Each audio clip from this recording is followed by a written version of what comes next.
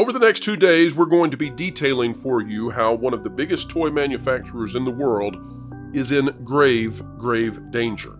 Of course, we're talking about Hasbro. You knew when you clicked on the thumbnail and by the title, but Hasbro is in a world of hurt. And although Hasbro has done much to damage itself, part of the risk that Hasbro faces for its continued existence comes from the Walt Disney Company. And we're going to explain that right now.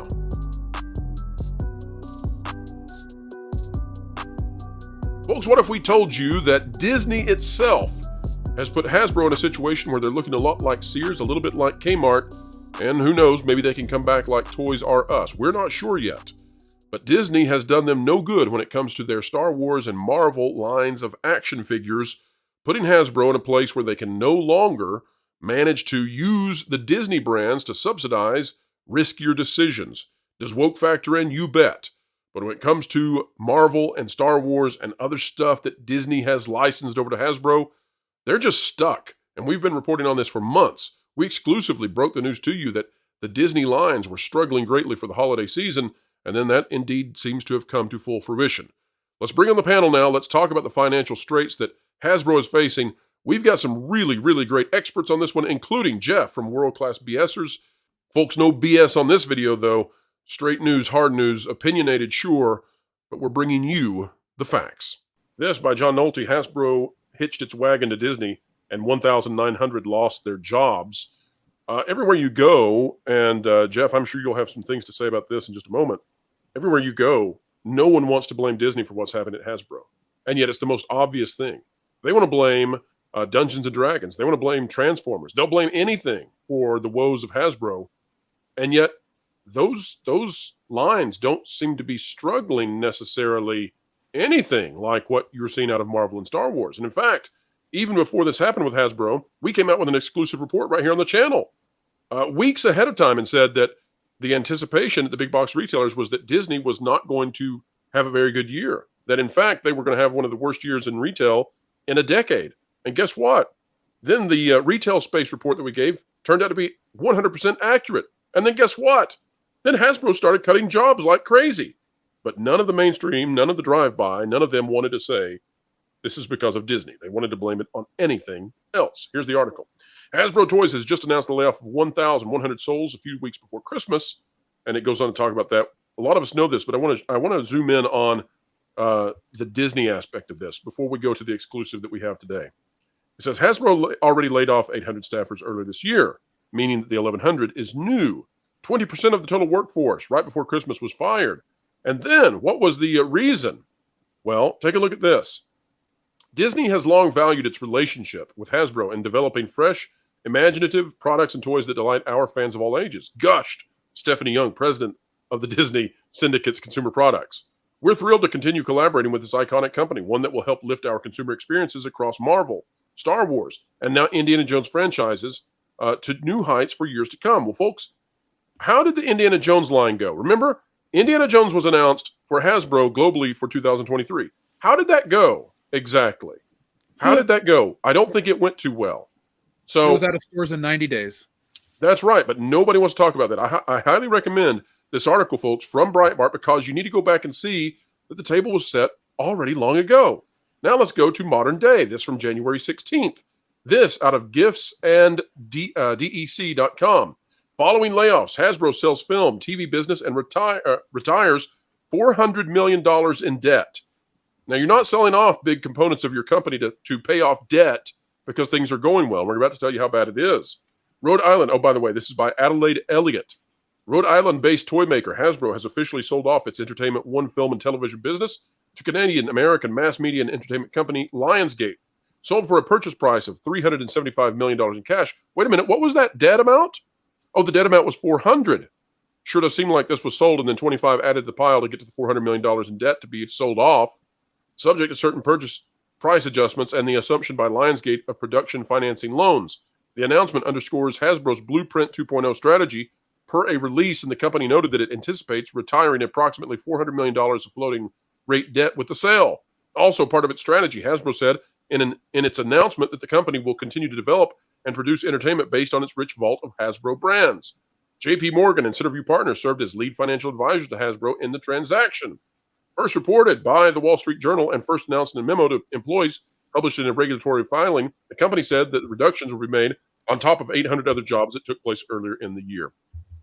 Goes on to talk about Blueprint 2.0, fails to mention that Disney is a problem, right? Remember when you're strapping Hasbro onto these Disney brands that have utterly tanked, then problems are being had. Now, here's the exclusive side of this that I want to report to everybody out there. This from a writer of thatparkplace.com talking about the dividend that Hasbro has coming out February 1st. The dividend. Now, you remember that Disney is doing a dividend. Hasbro also does a dividend. And this really, really matters. Well, let's go over this information that I've received. Shareholders of record on Thursday, February 1st, will be paid a dividend of 70 cents per share. There are 138 million shares of Hasbro. Now, remember, this is all happening at the same time that they're attempting to pay off $400 million of debt. How did they get into that kind of debt? Why did they need to have to sell off big chunks of the company to pay off that debt? I would suggest that it's because the brands that were supposed to be doing so well under Disney have cratered. But continuing on, there are 138 million shares of Hasbro. That means, ladies and gentlemen, a $97 million payout for dividends. Hasbro, on paper, has only $180 million in cash. But in reality, a part of that money is in short-term liabilities, not just liquid cash. They also, from that amount, have to pay expensive debts, etc. You get the idea. And all of this, as some folks out there, has a number of people very worried about Hasbro and its future, whether or not Hasbro is going to be able to weather this storm. Hasbro may have to cut even more parts of itself off. Hasbro may be in a situation where very soon it's facing downsizing like you would not believe. And I don't know how much longer we can go, Jeff, with the mainstream media not admitting, hey, having Hasbro stuck with Star Wars and Marvel at this time with these kinds of failures is not going well. Jeff, have you tried pitching to the mainstream drive-bys? Have you tried to pitch to them the level of environmental damage being done by Rose Tico dolls?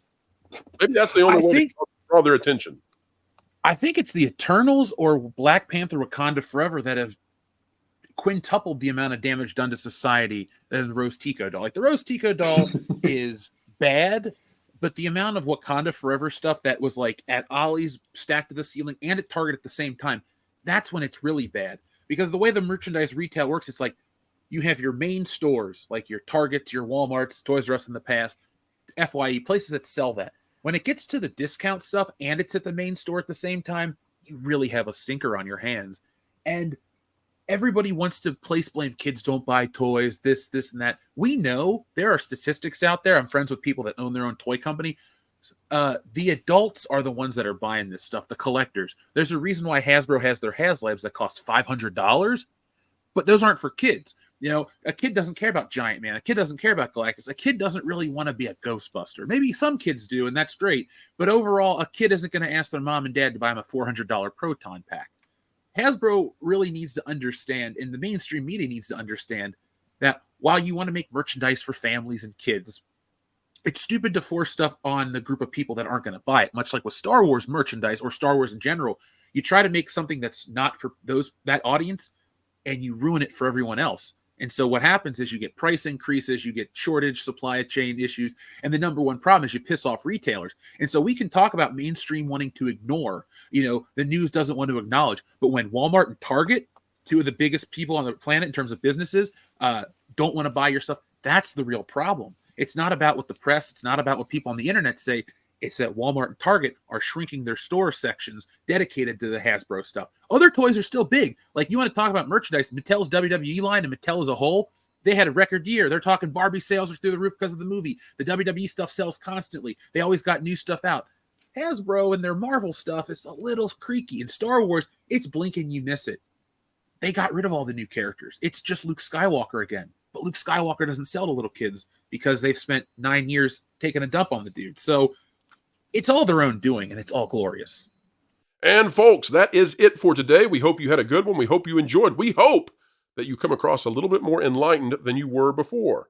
And we'll be covering this again tomorrow with the Hasbro news as we figure out what is happening to a major company in the entertainment industry at the verge, at the edge of collapse. It's sad, and we wish all of those who are losing their jobs at Hasbro and that may extend out to more. We wish them all well. It's no fun to watch a company suffer, and especially no fun to watch those who were innocent, who were just employees, just keeping their heads down and doing their jobs, not being able to do what they love anymore. No fun.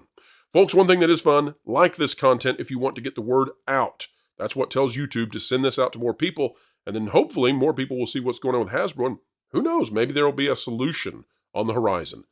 Share, subscribe, and when you click it, you stick it to the algorithms. It's the notification bell. Drop a comment down below. Let us know your thoughts.